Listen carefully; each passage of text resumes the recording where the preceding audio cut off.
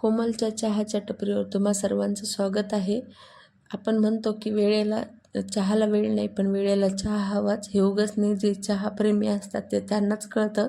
चला तर मग आपण एकदम टपरीसारखा चहा मसाला आज बनवूया घरी.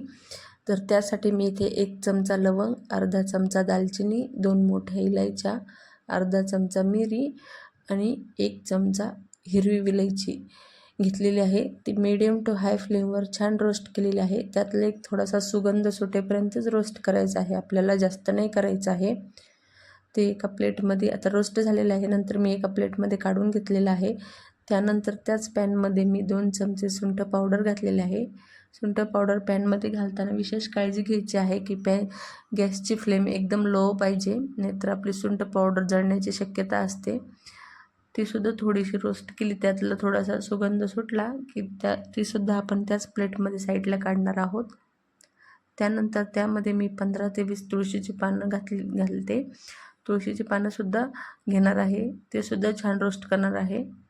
तर त्यामध्ये आता आपण 15 ते 20 तुळशीची पानं घातलेली आहे. मी ते छान स्वच्छ धुवून घेतलेलं आहे. तुळशीचे पानं हे अत्यंत गुणकारी असे, जर सर्दी खोकला जरी झाला तरी त्यामध्ये तुम्ही हा चहाचा मसाला घालून चहा घेऊ शकता, कारण तुळशीची पानं सगळंच एक आयुर्वेदिक गुणकारी मसाला आपण तयार करत आहोत. तर ते सुद्धा छान प्रकारे रोस्ट करत आहे. रोस्ट झाले की त्याच प्लेटमध्ये आपण ते सुद्धा काढणार आहोत. तर आपल्याला अशा पद्धतीने थोडेसे रोस्ट करायचे आहे आणि हलवत राहायचे, कारण ते जळता कामा नये. तर ते सुद्धा आपलं झालेलं आहे. नंतर त्याच पॅनमध्ये मी चिमूटभर केसरचे धागे घातलेले आहेत. गॅसची फ्लेम ऑफ असतानाच मी घातलेलं आहे, कारण आपला पॅन ऑलरेडी गरम होता. खूप गरम नाही पाहिजे केसरला. नंतर हे सगळं मिश्रण मिक्सरच्या जारमध्ये काढलेलं आहे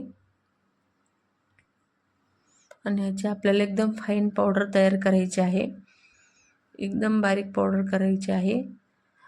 आणि आता आपण ते शक्यतो ते एअरटाईट कंटेनरमध्येच भरायचं, कारण त्याचा सुगंध गेला नाही पाहिजे. माझ्याकडे एअरटाईट कंटेनर नव्हता, त्यामुळे मग मी काचेच्या बरणीमध्ये भरला आणि वरून पेपरने सुद्धा कव्हर केलेलं आहे, कारण त्याचा आपला सुगंध गेलाच नाही पाहिजे. चला तर मग आता आपण चहा कसं बनवायचा ते सुद्धा बघूया. तर त्यामध्ये मी अर्धा कप पाणी घातलेलं आहे. नंतर 1 चमचा चहा पावडरचं पाणी छान उकळलं की त्यामध्ये आपण अर्धा कप दूध घालूया. तोपर्यंत जर तुम्ही माझ्या चॅनलला सबस्क्राईब नसेल केलं तर सबस्क्राईब करा.